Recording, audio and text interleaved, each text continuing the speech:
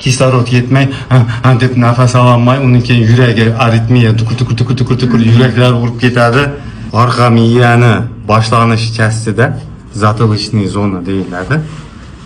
Birinchi, ikkinchi позвоночник, cherikka ulanadigan joyi, yuzni orqa tarafi затылочный deydi. O'zbekchasini topolmayapman. Shu zonada mana chuqurcha bor, ikkita chuqurcha. Bu chuqurchaning ichida именно miya massajini именно затылочный blok deydi. Затылочный blok degani boyagi qon tomirini miyaga kiradigan joyi. Shu yerni qisilishida shu miyaga ketayotgan qon tomir qisilib qoladi.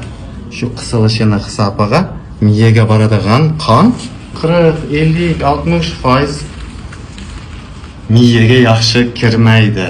Shuni hisobiga gipoksiya bo'ladi.